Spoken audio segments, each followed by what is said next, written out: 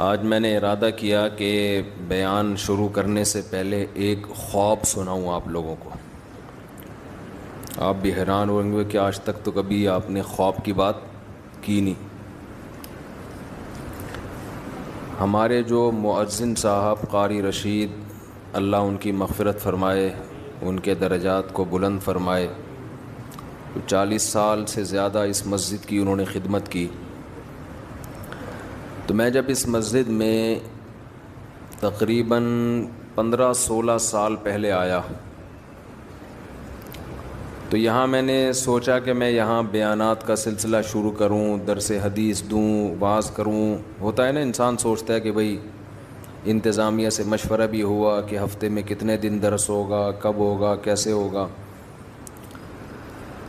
تو یہاں ہمارے قاری صاحب تھے، جو قاری رشید صاحب جن کا انتقال ہو گیا، یہ مؤذن تھے. انہوں نے مجھے کہا کہ آپ کے آنے کے بعد مجھے ایک خواب آیا ہے.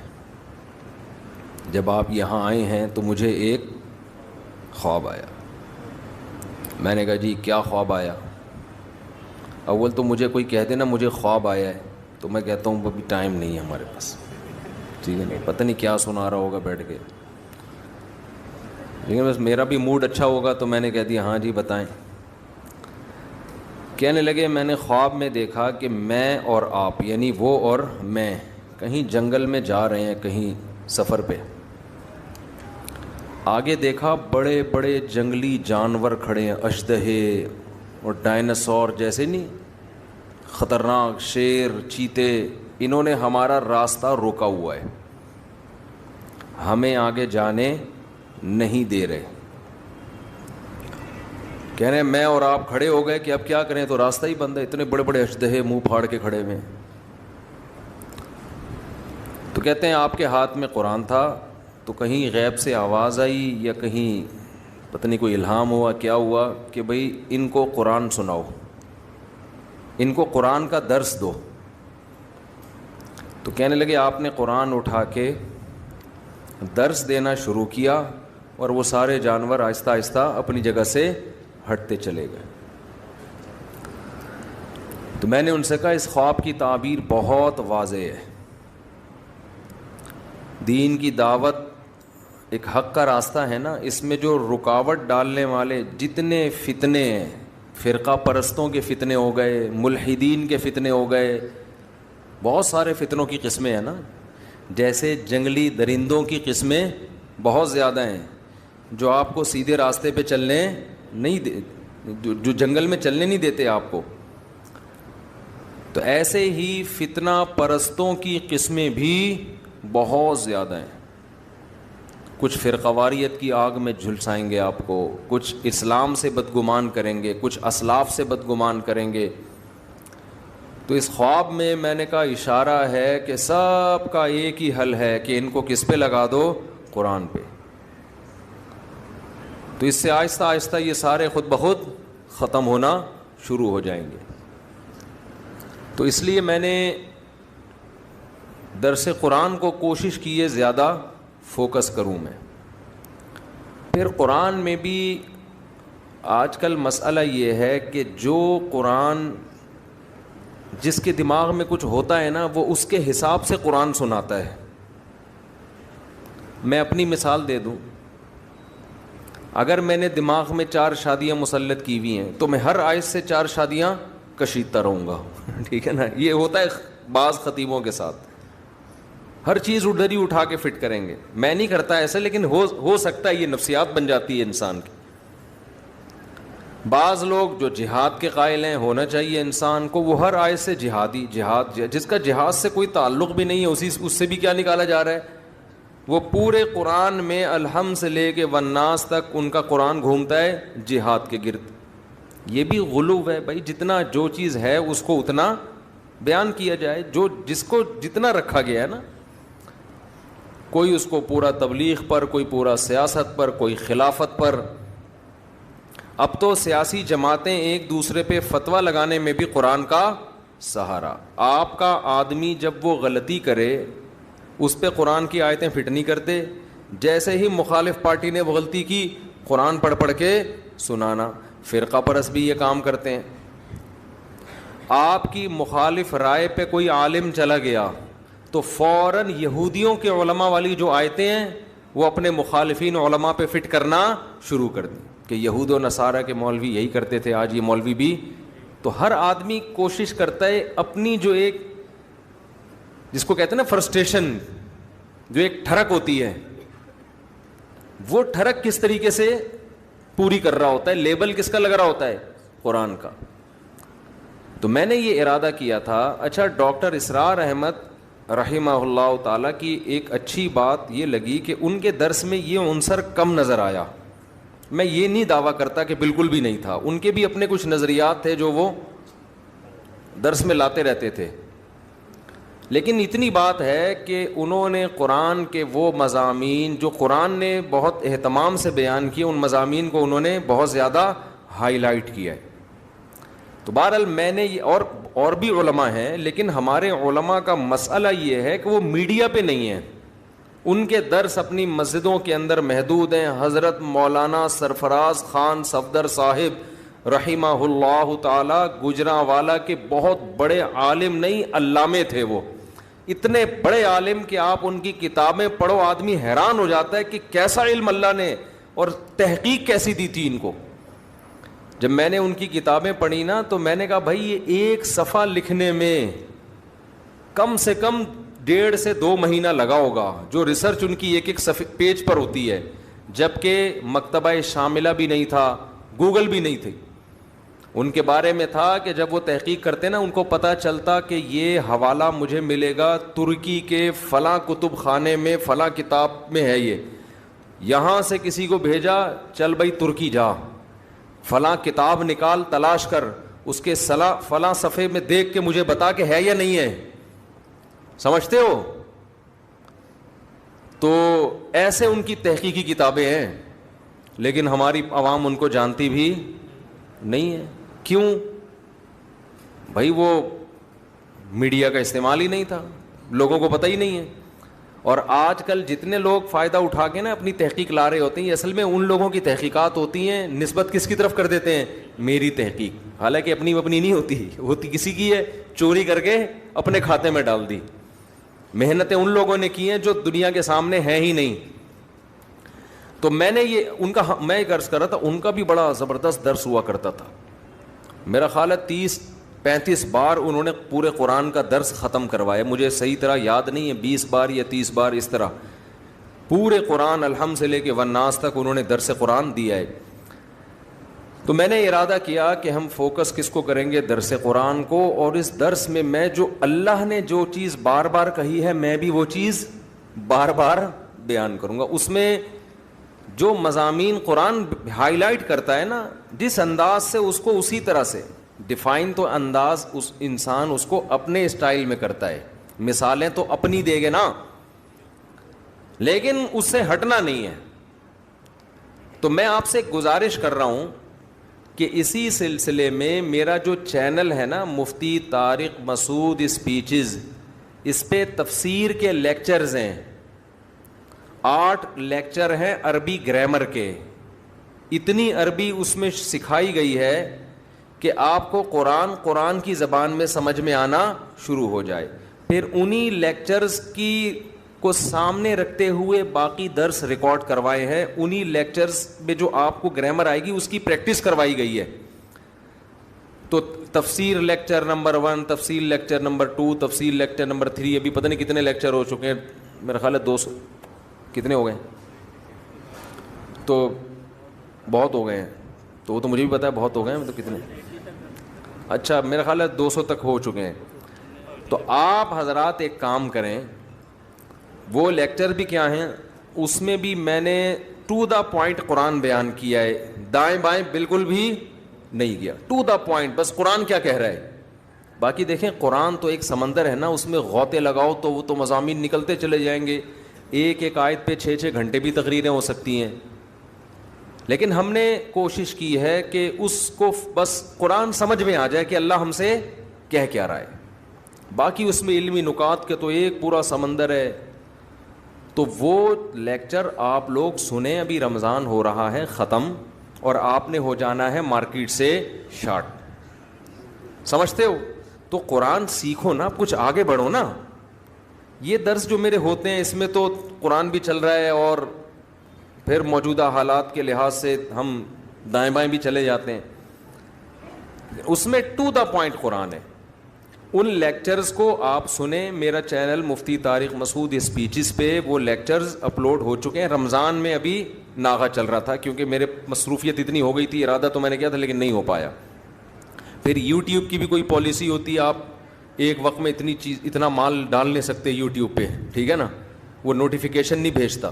تو اس چینل کو سبسکرائب بھی کر لیں, اس کا فائدہ یہ ہوگا کہ آپ کو نوٹیفیکیشن مل جائے گا, سمجھتے ہو. اور بیل آئیکن پہ کلک کرنا نہ بھولیے, وہ ہم نے یوٹیوب سے جب بھی کسی چینل پہ جاؤ نا آتا ہے بیل آئیکن پہ کلک کرنا. ابے بھائی تو بول آگے, کوئی چیز ویڈیو ہم دیکھ رہے ہوتے ہیں نا, پہلے وہ اپنی قومی ترانے سنانا شروع کر دیتا ہے تو آدمی کو غصہ آتا ہے, بات کر ہمارا ہیڈک ہے, بیل آئیکن پہ کلک کر. یہ آٹو پہ آیا ہوا ہوں میں وہاں سن کے نا, تو بیل آئیکن پہ کلک کریں نہ کریں, سبسکرائب کر لیں. اس سے کسی دن غیرت جاگ جائے گی آپ کی. جب بار بار نوٹیفیکیشن آئے گا تفسیر کے لیکچر کا, بھائی لیکچر شروع ہونے والا ہے, تو شاید کسی دن آپ کی غیرت جاگ جائے کہ آج سن لو یار. اور وہ سنجیدہ لوگوں کے لیے. دیکھو اڑا اوڑی والے دنیا میں بہت ہیں, جذباتی لوگ دنیا میں بہت ہیں. آپ کو ایسے لوگ ملیں گے ہو ہاں روئے دھوئے نماز میں ایسے تہجد میں لگے ہوئے ہیں, اگلے دن مارکیٹ سے شارٹ. نبی صلی اللہ علیہ وسلم کو وہ عمل محبوب تھا جو نبی فرماتا, حضرت عائشہ فرماتی تھی تھوڑا ہو لیکن پابندی کے ساتھ. تو وہ ہفتے میں صرف 3 دن اپلوڈ ہوتا ہے, پیر, منگل اور بدھ کو. اس درس کی خاصیت یہ ہے کہ بالکل سہل انداز میں عوامی اسٹائل میں ہے, وہ گاڑھا اور پیچیدہ نہیں ہے. میری عادت ہوتی ہے میں وہ کام نہ کروں جو دوسرے پہلے کر چکے ہیں, وہ کام کرو جو دوسرے نہیں کر رہے. ہمارے ہاں یہ بھی ہوتا ہے نا, ایک آدمی ایک کام کر رہا ہے, آپ نے ٹانگ اڑا کے, جب ایک محلے میں مسجد بنی ہوئی ہے اسی کے ساتھ آپ دوسری مسجد کیوں بنا رہے ہو بھائی؟ یہ غلط ہوتا ہے نا, وہاں بناؤ جہاں نہیں ہے مسجد. تو میری عادت یہ ہوتی ہے کہ جو کام پہلے آلریڈی ہو چکا ہے میں وہ نہ کروں. تو جب میں نے یہ تفسیر کے لیکچر ریکارڈ کرنے کا ارادہ کیا, مجھے پتا تھا اس میں بہت ٹائم لگے گا, لیکن ہم نے کہا اب تک یوٹیوب پہ اس طرز کے تفسیر قرآن کے لیکچر موجود نہیں ہیں. اگر کوئی پورا قرآن سن کے سمجھنا چاہتا ہے اور تھوڑا چاہتا ہے کہ مجھے عربی بھی آ جائے, تو میری ابھی تک میری تحقیق سے پتہ چلا ہے کہ ایسے لیکچرز ابھی تک موجود نہیں ہیں. ڈاکٹر اسرار احمد کے ہیں لیکن وہ اس طرز کے نہیں ہیں, وہ الگ انداز کے, اس کی اپنی افادیت ہے. تو الحمد سے لے کے والناس تک کوئی اگر قرآن سمجھنا چاہے گا, میں انشاءاللہ امید سے کہتا ہوں کہ اگر وہ اس طرز پہ سنے گا نا تو آہستہ آہستہ عربی سے اس کو اتنی مہارت ہو جائے گی کہ خود بخود آگے قرآن سمجھ میں آنا شروع ہو جائے گا. تو وہ لیکچر سنا کریں, تمیز سے 40 منٹ کا ہوتا ہے, روزانہ ایک ٹائم متعین کر لیں یار, ہینڈ فری لگا کے ہم نے بیٹھ جانا ہے, اور کوشش کریں قرآن سامنے رکھ کے پڑھیں. سمجھتے ہو, ایک پین بھی رکھ لیں, اس پہ چھوٹے چھوٹے نوٹس بھی لکھتے رہیں, اور قرآن 15 لائنوں والا ہو یا 17 لائنوں والی, جو قرآن ہو وہ پھر ہمیشہ وہی رہے. یہ بھی ایک اصول یاد رکھ لیں, زندگی بھر قرآن کی تلاوت کا معمول بنائیں ایک جیسا قرآن. اس کا بڑے فائدے ہیں, کیا ہیں یہ بات لمبی ہو جائے گی. یعنی آپ اپنے لیے گھر میں جس قرآن پہ تلاوت کریں نا, قرآن آتے ہیں زیادہ تر 15 لائنوں والے یا 16 لائنوں والے, 17 کا تو میں نے ویسے ہی کہہ دیا, 16 والے, اب ایسا نہ کوئی 17 والا تلاش کر رہا ہوں. تو میں نے چونکہ 15 لائنوں والوں سے حفظ کیا ہے, میں جہاں بھی دنیا میں جاتا ہوں 15 لائنوں والا قرآن تلاش کرتا ہوں. اس سے کیا ہوتا ہے, لاشعور میں آپ کے یہ بیٹھ جاتا ہے یہ والی آیت یہاں ہے, ٹھیک ہے نا, اس کا یہ مفہوم ہے. اگر آپ روزانہ مصحف بدلتے رہیں گے تو آپ کنفیوز رہیں گے, تو یاد کرنے میں بھی آسانی ہوتی ہے. تو ایک قرآن لے لیں 15 والا یا 16 والا. 15 والا لے لیں اس لیے کہ میں نے 15 سے یاد کی ہے, ٹھیک ہے نا, اور آج کل زیادہ وہی چل رہا ہے. اس میں تراویح کا حساب رکھنا بڑا آسان ہوتا ہے 15 لائنز والے قرآن میں. تو وہ آپ نے لے کے سامنے رکھ لیا, تھوڑا سا ہمت کر لو, کچھ انسان کے بچے بن جاؤ. پہلے تو اپنی کھوپڑی شریف میں یہ کانسیپٹ کلیئر کر لو, عورتیں بھی مرد بھی, کہ ہم غلام کس کے ہیں. اور خواتین سے میں ہاتھ جوڑ کے ایک بات کہتا ہوں, زور سے میں نہیں کہہ نہیں سکتا, یہ جو میاں ٹائپ کی چیزیں اللہ نے آپ کو دی ہیں نا, میاں ٹائپ کی, آج ہمارا جو لبرل سوسائٹی ہے نا, وہ عورت کو مرد سے آزاد کرنے میں لگا ہوا ہے. وہ کہتی یہ کہ کیوں میاں کے حقوق کیوں ہیں؟ اگر عورت مرد کی ماتحتی سے آزاد ہو گئی نا, اس کا حشر وہ ہوگا جو وہاں کی بڈھی عورتوں کا ہے. میں بار بار ایک جملہ آج کل ریپیٹ کر رہا ہوں, گوری عورتیں شادی نہیں کرتی کہ شوہر کی ٹینشن پالنی پڑے گی, حالانکہ وہاں شوہر کے وہ حقوق نہیں ہیں جو اسلام میں ہیں. وہاں تو کوئی حقوق ہی نہیں ہے نا, وہ کہیں گے جو مرضی کرنا ہے. اور شوہر پہ بھی وہ حقوق عورت کے نہیں ہیں جو اسلام نے دیے. اسلام نے تو پوری پابندی شوہر پہ ڈال دی نا کہ گیس بجلی کا بل کون دے گا بھائی, شوہر دے گا. اور عورت کو یہ کہا کہ تم اس کی اطاعت کرنا ہے تم نے. تو گورا نہیں سکھاتا عورت کو کہ تم نے شوہر کی اطاعت کرنی ہے. گورا یہ سکھاتا ہے کہ عورت کو کہ دیکھو سب آزاد ہیں, ویمن رائٹس ہیں, کسی عورت نے شوہر کی اطاعت نہیں, اپنی مرضی سے کرنی ہے کرو, کوئی آرڈر نہیں چلے گا. آئی بات سامنے؟ جب گھر سے نکلنا ہے تو شوہر سے پوچھنے کی ٹینشن کی ضرورت, بولو نا, نہیں. شوہر کو یہ کہا کہ تمہارے ذمے اس کو کھلانا پلانا نہیں ہے, تم ساری زندگی ایک کپ چائے کی پیالی بھی نہیں پلاؤ تو کوئی ٹینشن کی بات نہیں ہے. تم اپنے باپ کو نہ پلاؤ تو ٹینشن نہیں ہے, تو بیوی کیا ہے بھائی؟ ایسے لوگ بھی وہاں بہت کثیر تعداد میں ہیں جو ہیومن رائٹس ویمن رائٹس کی تنظیمیں کے لیڈر ہیں. اپنے باپ کو پوری زندگی کبھی ایک کپ چائے کی پیالی بھی انہوں نے اپنے خرچے پہ نہیں پلایا. آپ کو ہول سیل کے حساب سے ملیں گے وہاں پہ, بہت ہیں. نہیں آ رہی میرا خیال ہے بات؟ تو وہ بیوی کو کہاں کھلائے گا؟ ابا کو نہیں پوچھ رہا, اور بیوی کے ابا کو پھر تو الگ سی بات ہے. ہم چونکہ اسلام کو فالو کرتے ہیں, اسلام نے کیا بتایا کہ عورت کس کی اطاعت کرے گی؟ خواتین خاص طور پہ سن لیں معذرت کے ساتھ, شوہر کی اطاعت عورت پر, آپ لوگ کے حقوق کی بات کر رہا ہوں, منہ سے بول لیں, اور خواتین سے معذرت کے ساتھ اللہ کو اگر ماننا ہے, دیکھو اللہ کو نہیں ماننا تو پھر تو جو مرضی کریں, یہ مکھنچو اللہ نے آپ کے متھے لگا دیا ہے, اس کو نچوڑ لیں آپ جتنا نچوڑ سکتی ہیں, مانیں اس کی ایک بھی نہیں. لیکن اسلام کو اگر آپ مانتی ہو, اللہ کو اگر آپ مانتی ہو, تو اللہ کیا کہتا ہے؟ وَلِلرِّجَالِ عَلَيْهِنَّ دَرَجَةٌ, ہم نے مرد کو عورت پر ایک درجہ, بولو نا, زیادہ دی. گھر میں سربراہ کس کو اللہ نے بنایا؟ یہ وہ چیزیں جو ہماری سوسائٹی سے نکلتی جا رہی ہیں. گھر میں سربراہ معذرت کے ساتھ کس مکھنچو کو بنایا؟ شوہر کو. تو سربراہ کا مطلب کیا ہے؟ اس کی ماننی ہے یا نہیں ماننی ہے؟ اس کی اطاعت کرنی ہے, جائز باتوں میں, ناجائز باتوں میں یا اس اپنی استطاعت سے زیادہ باتوں میں نہیں. بعض لوگ بہت زیادہ بوجھ ڈال دیتے ہیں, وہ نہیں. جائز چیزوں میں گھر سے نکلتے ہوئے میاں سے پوچھنا ہے میں جا سکتی ہوں. گھر میں شوہر کی مرضی کے بغیر کوئی نہیں آ سکتا. شوہر اگر پسند نہیں کرتا کہ آپ فلاں سے بات کیا کرو, تو پھر عورت پر لازم ہے کہ وہ فلاں سے بات, بولو نا, نہیں. ہاں صلہ رحمی, قطع رحمی نہیں. ماں سے بات پر پابندی لگائے, یہ رائٹ اللہ نے میاں کو نہیں دیا. بہن سے بات پر پابندی لگا دیں, اگر اتنی کہ بار بار نہ کرو. بعض دفعہ فساد ہو رہا ہوتا ہے نا, بہنیں بھڑکا رہی ہوتی, میاں یہ کیسز بہت آ رہے ہوتے ہیں میرے پاس. شوہر کہہ رہا ہو تو بھی بہن سے, شوہروں کو تو ہم یہی مشورہ دیں, خام خواہ کی ٹینشن دینے کی ضرورت نہیں ہے, پابندیاں نہیں لگاؤ بلا وجہ کی. تم چنگیز خان کی اولاد میں ہو, تم کیا کر رہے ہو بیٹھ کے؟ شکر کرو بہن سے باتیں کر رہی ہے تو. لیکن لا کی بات کر رہا ہوں, قانون کی بات کر رہا ہوں. جو جائز پابندیاں, جس کا شوہر سمجھ رہا ہے کہ میرے گھر میں نقصان ہو رہا ہے, تو شوہر بیوی کو ماتحت کر سکتا ہے, پابندی, بولو نا, لگا سکتا. اب اگر جو عورت اللہ اس کے رسول کو مانے گی, وہ مانے گی میرا خدا اللہ ہے, تو وہ اپنے شوہر کی اطاعت کرے گی, شوہر کے لیے نہیں. کس کو خوش کرنے کے لیے؟ اللہ کو. کیونکہ نبی نے فرمایا وہ عورت جنت میں نہیں جا سکتی جس کا شوہر اس سے ناراض ہو. کسی معقول بات پہ, نامعقول کی بات نہیں کر رہے ہم. بعض میاں آڑے ترشے ہوتے ہیں, وہ فضول قسم کے. اور میرے بھائی, خواتین کو دو چار باتیں کر کے, ایک دو باتیں پھر اور کروں گا, کائنڈلی تھوڑا سا اور برداشت کر لیں مجھے. بچوں کے بارے میں ماں رائے دے گی اپنے میاں کو, یہاں پڑھانا ہے, یہاں نہیں پڑھانا ہے, یہ بنانا ہے, وہ بننا ہے, فلاں جگہ شادی کرنی نہیں کرنی, رائے ضرور دے گی, اس کو پورا پورا حق ہے. اور شوہر کو چاہیے اپنی بیوی کے جذبات کا اس معاملے میں خیال کرے, لیکن آخری فیصلہ کس کا ہوگا؟ شوہر. وہ جو ڈن کر دے گا تو پھر عورت کو اس کی مخالفت کی اجازت نہیں ہے. اگر وہ کرے گی تو شریعت کی اصطلاح میں ناشزہ کہلائے گی. ناشزہ, نشوز کہتے ہیں شوہر کی نافرمانی. آئی بات سمجھ میں کہ نہیں آئی ہے؟ اچھا, تیسری بات, اولاد روک نہیں سکتے دونوں ایک دوسرے کی مرضی کے بغیر. شوہر کو اولاد چاہیے, بیوی یہ نہیں کہہ سکتی کہ مجھے نہیں چاہیے. بیوی کو اولاد چاہیے تو شوہر یہ نہیں کہہ سکتا کہ مجھے نہیں چاہیے. اسلامی قانون یہی ہے, چاہے تیسرا ہو, چوتھا ہو, پانچواں ہو, آٹھواں ہو, چھٹا ہو, دسواں ہو, نسل دونوں کی پرمیشن کے بغیر کوئی بھی, بولو نا, اتنی انٹرفیئرنس ہو رہی ہے نا ہر معاملے میں.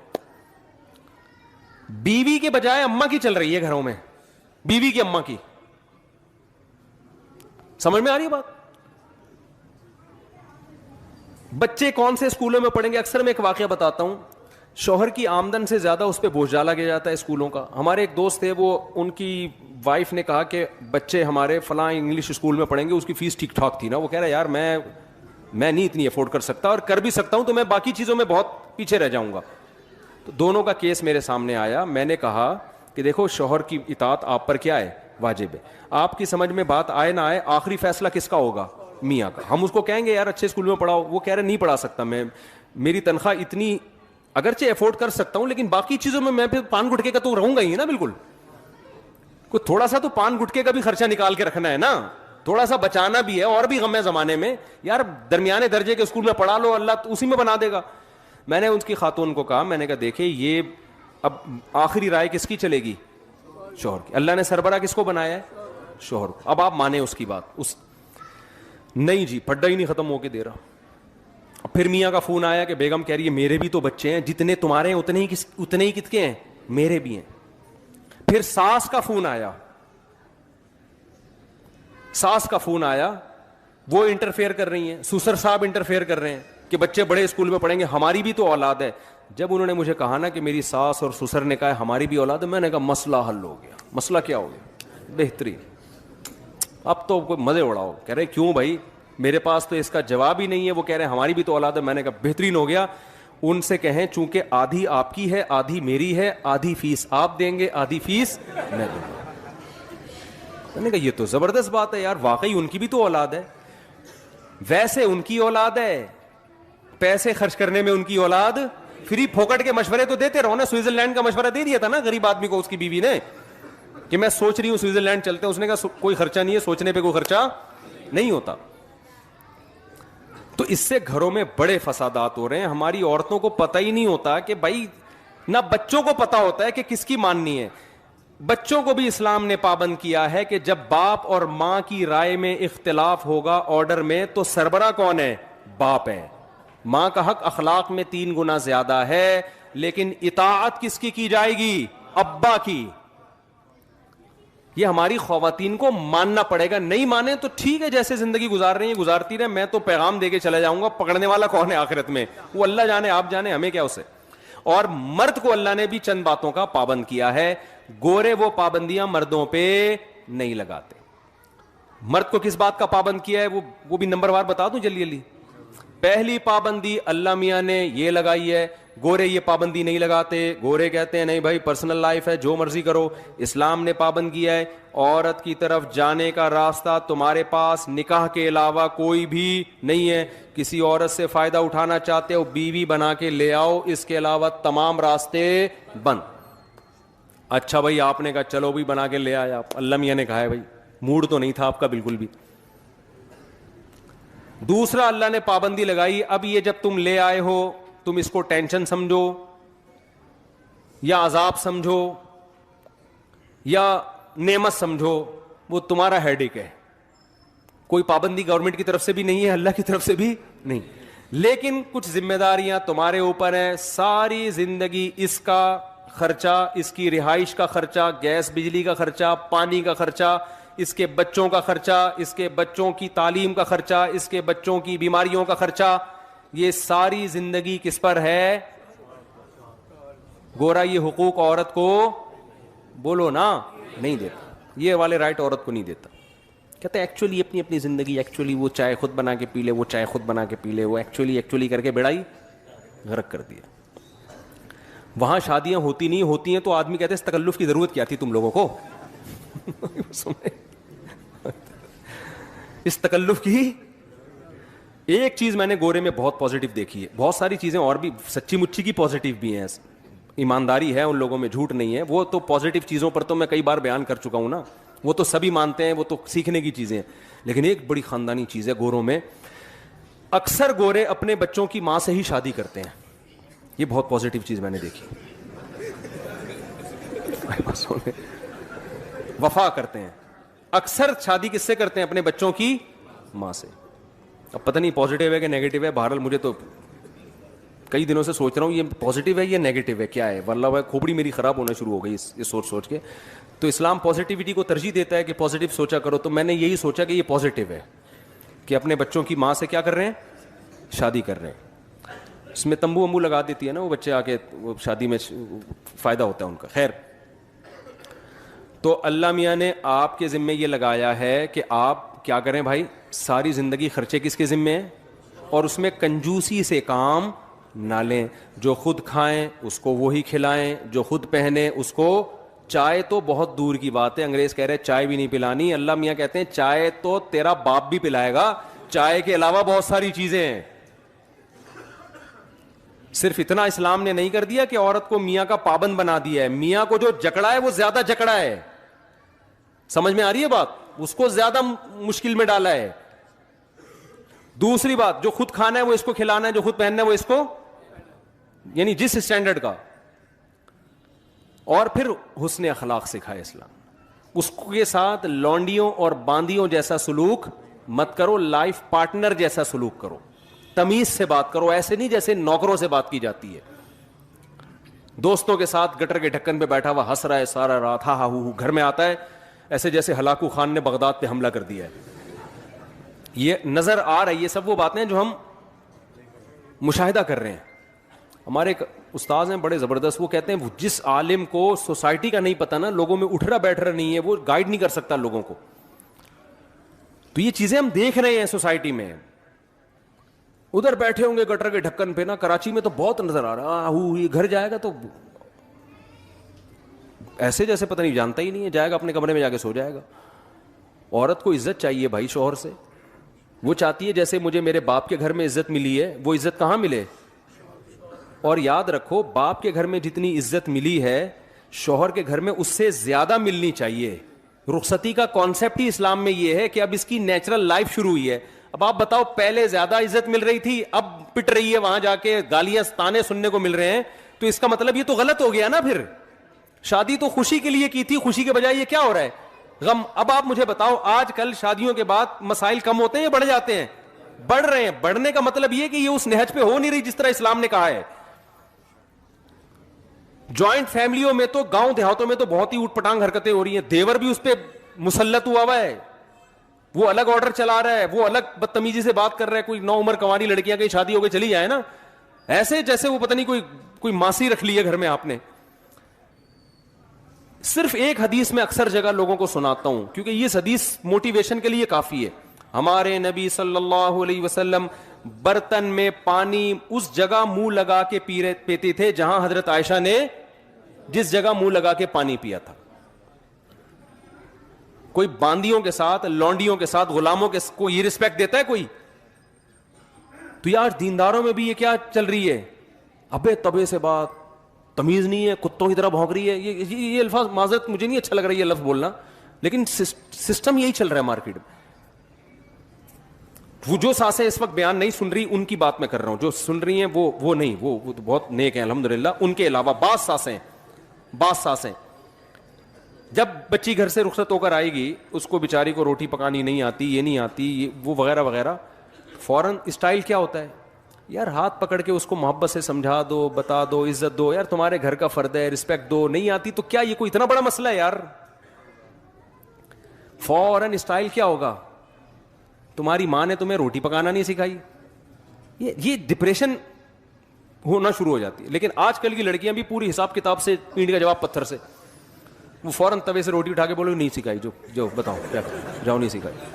پہلے وہ بیچاری ٹھٹر کے نا خودکشی کرتی تھی آخر میں جا کے, یا ڈپریشن کی مریض بن جاتی تھی. اب وہ کہہ رہی ہے میں خودکشی کروا کے جاؤں گی, کروں گی نہیں. تو یہ اسٹائل چل رہا ہے.